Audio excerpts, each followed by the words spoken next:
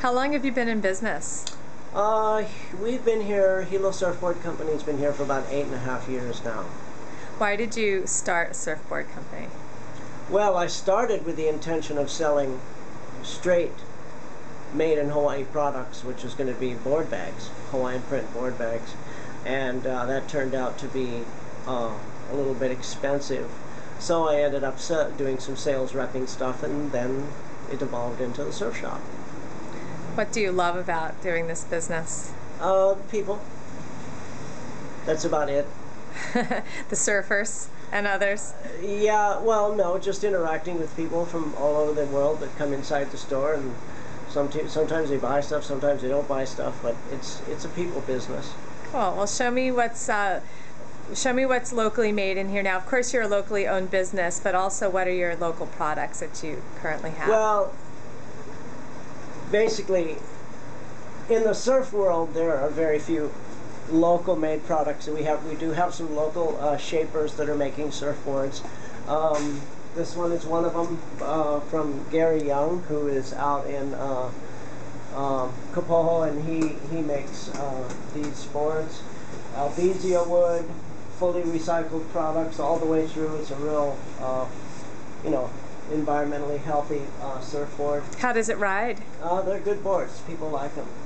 And then these boards here, of course, this is Tokoro boards, and there are lots of local shapers that boards that come from Honolulu, and then I have some boards over here by another local Big Island shaper, Rich Pierce, who also shapes here on the Big Island, and then there are also some other very good local shapers. Just don't happen to have their boards in the shop at the moment.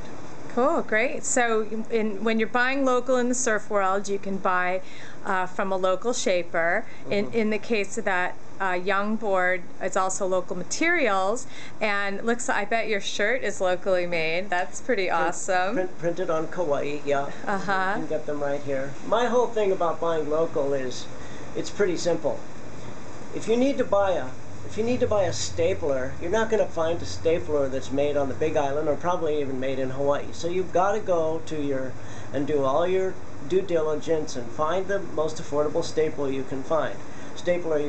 Whether you buy it, if you buy it at Walmart or not, the people that are working at Walmart, the local people, they still have their jobs. So my thing about buying local is, when you've got your shopping list, think, is there something that I can buy from somebody downtown? Or is there something, even if it's not necessarily made in Hawaii, is there something that I can buy that's from a small local store in downtown, or, and go there and support those guys? So you're going to spend a couple bucks more?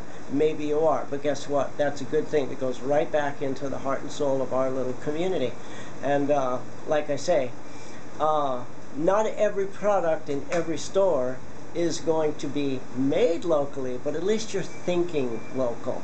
And if you think local and try to buy local, that way you're supporting the stores that give back as much as they can to the community. And that's my whole thing about, there's been a surf sticker that's been around for 100 years. It's a support your local shaper, support your local surf shop, support your local shaper. And whether it's my store or Big Island Surf, or go and see Stan, whatever, try that first.